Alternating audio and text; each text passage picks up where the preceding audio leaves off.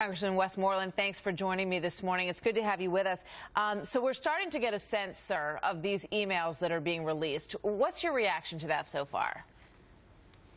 Well, Martha, I mean, it's very interesting that the first batch of emails that we get released is from March of 2009 till December of 2009. And I don't understand why they didn't do March of 2012 to December of 2012, because that's certainly where our most interest is. And so they say that they're having a problem, producing these documents. Well, why couldn't they have set the sort to be the year 2012? To me, it's just another delaying tactic. It sounds like they're moving through chronologically to some extent, although it's my understanding that there's 3,600 documents that do have some Benghazi-related emails to Susan Rice and to Cheryl Mills and back and forth with Jake Sullivan as well. Are you familiar with that separate set, and when do you expect that you'll see those? I don't know if anybody has seen them yet on the committee, but those will certainly be interesting. What do you make of this relationship with Sidney Blumenthal? Because the more we see in these emails, it appears that relationship went back all the way to 2009.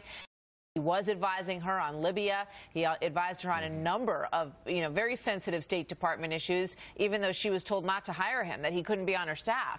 I certainly would vote to release that transcript that we have. But I do understand that the chairman has concern, that other witnesses that we're going to be coming in to interview might have their remembrance maybe skewed a little bit by what somebody else remembers, and might get some information about what somebody else had revealed. So I certainly understand the chairman's hesitancy in doing this. I just want to play a quick soundbite for you from the State Department spokesman, Admiral Kirby, on this. Let's listen.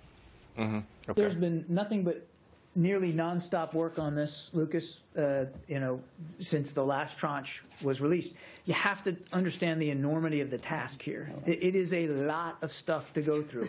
What do you make of the fact that, we're now in a situation where the State Department, who has to deal with Iran, has to deal with Russia, is spending what is described by the spokesman as an enormous amount of time and nonstop work dealing with emails that should have been turned over by Hillary Clinton years ago? Well, we don't know if Hillary Clinton has turned over all the emails yet.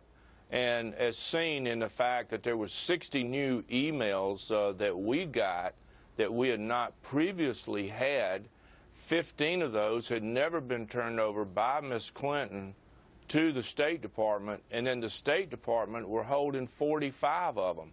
Why didn't we get those with the last tranche of emails that we got? All right, Congressman Westmoreland, thank you very much for being with us today. Thank you, Martha. So they are very